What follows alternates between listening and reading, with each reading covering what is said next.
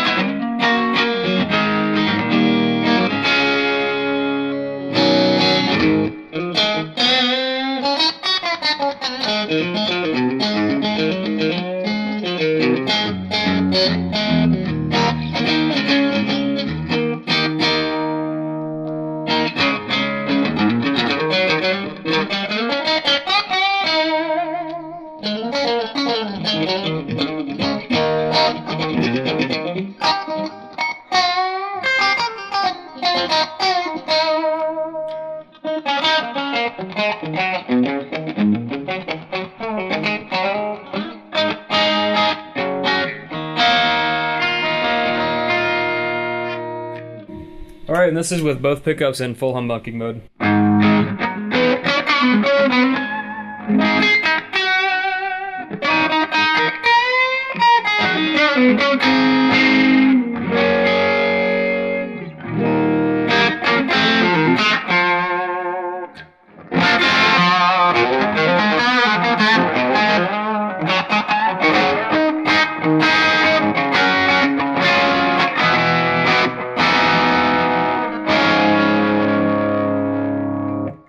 The reverb is off.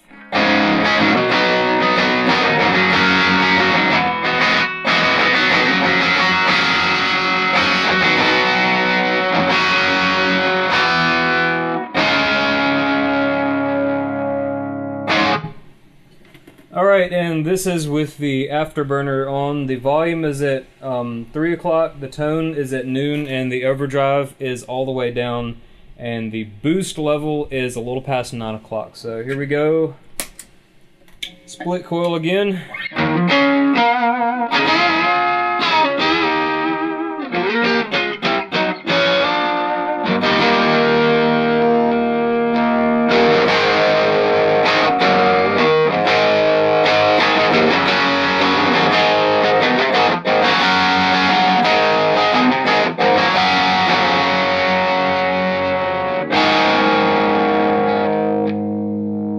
And this is with the boost on.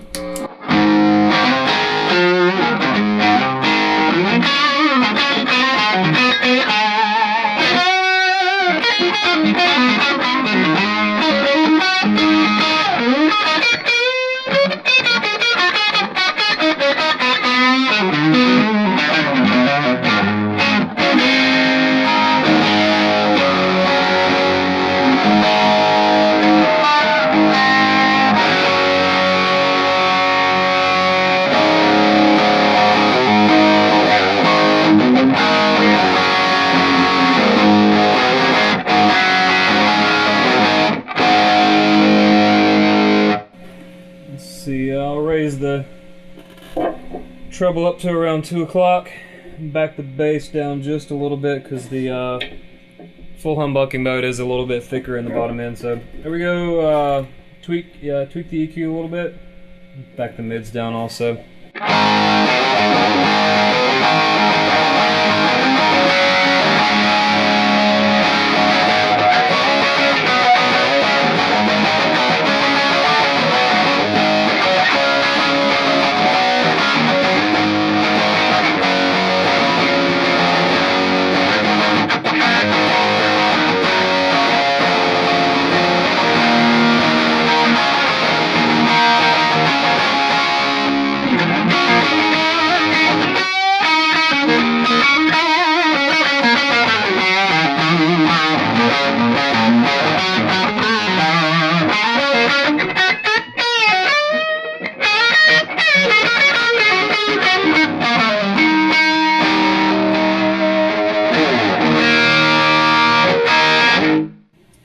Alright, Afterburner is turning off, and let's see what we can do here. Raise the preamp gain up to about 10 o'clock, and the overall output is actually going to go up a little bit. So, actually, I'll tell you what. I'll show you what the 2.5 watt setting sounds like. So we're going to flip it. Let's see. Okay, this is exactly how it just was.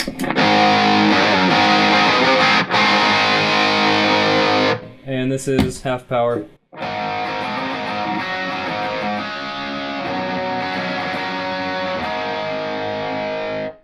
And I'm not sure how well that's going to translate to the microphones, but basically the volume is dramatically cut and there's a little bit of the top end is rolled off, but other than that, the actual structure of the sound pretty much stays the same. So it is a really cool way of getting it down to very, very, very low volume. So if you're practicing late at night, this is actually not too bad of an amp to use.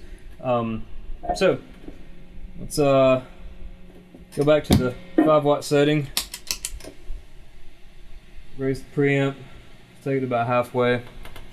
Let's see, the overdrive's off. Here we go.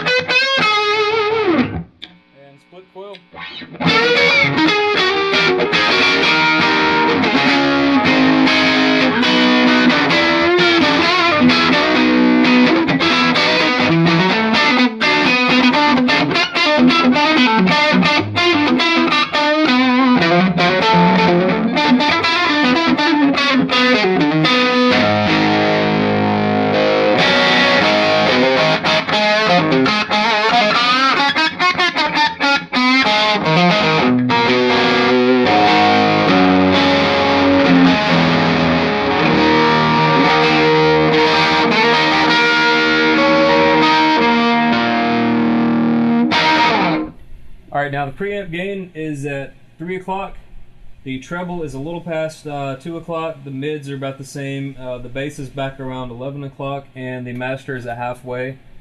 And let's see what it sounds like. Full humbucking mode, no overdrive, no reverb, no nothing.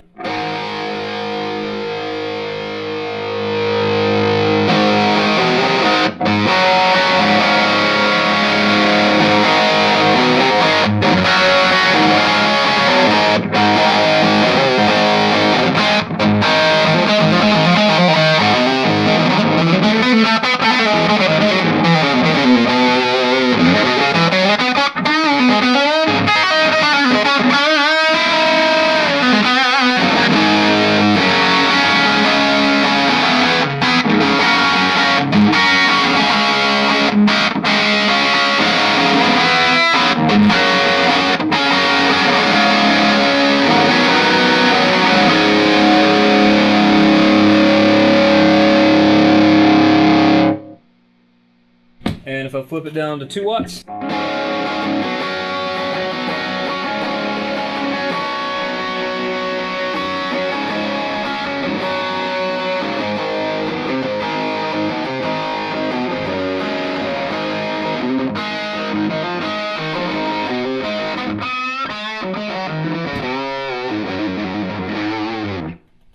and the one thing that I will caution you about with this amp is that it does adhere to the same sort of principles that any other tube amp has, and that is when you have the master cranked this hard, it really can get over compressed very quickly, and it's really not something that many people worry about with 100-watt amps, just because to get the amp that compressed, it's got to be just ridiculously loud.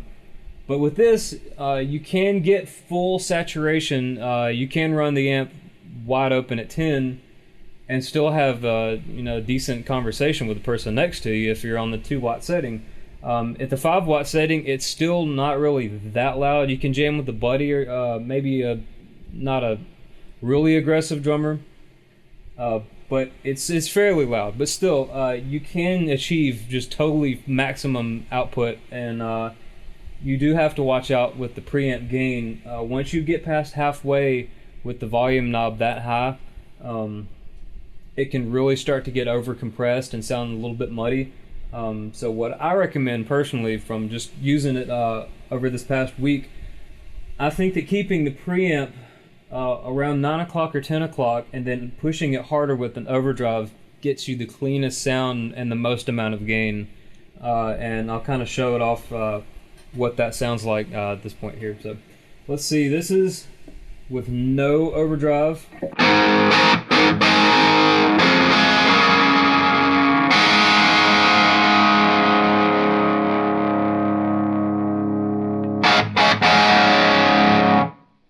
And at this point it's overdriven, but you can clean it up.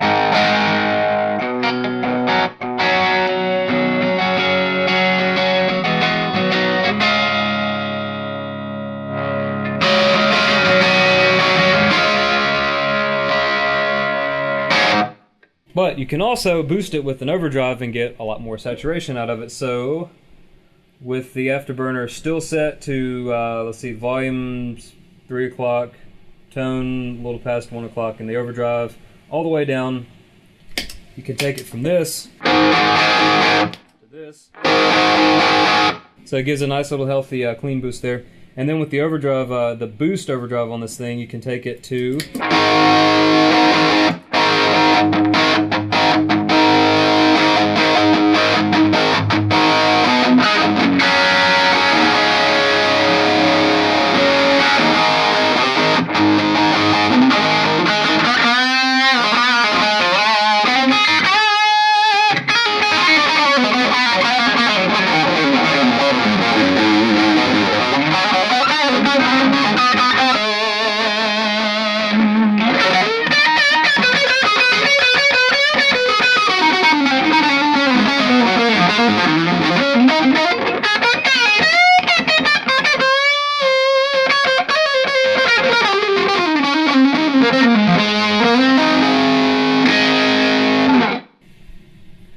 So as you can hear, it's a lot cleaner than it was back at the other setting, but you still have tons of saturation to play with. So that's how I think the amp sounds best used when you want to get a lot of gain out of it. You can try swapping out different preamp tubes to get a little bit. The preamp tubes, swapping them out, it tweaks the high end a little bit. You can get more or less of a rolled off top end, a little bit of clarity at the expense of a little bit of gain, but it's certainly not a loss of gain that you can't compensate with an overdrive pedal or something like that. Next, I'll switch over real quick to the 6550 and show you guys what it sounds like with that. Alright, slight change of plans here. I'm using the JJ's KT77, and the reason for that is because not everyone will have access to an old GE 6550. The KT77 is in current production, readily available from just about anywhere. I got this one in particular from Laura at valvequeen.com. I'll have the link somewhere down here in the video description. I've also got a big tube shootout video that's probably going to be boring as all get out, but it will be what you can reference for hearing what tons of different types of tubes sound like in this amp with the exact same setup, same guitar, same everything. So, blah blah blah, here we go. This is the KT77.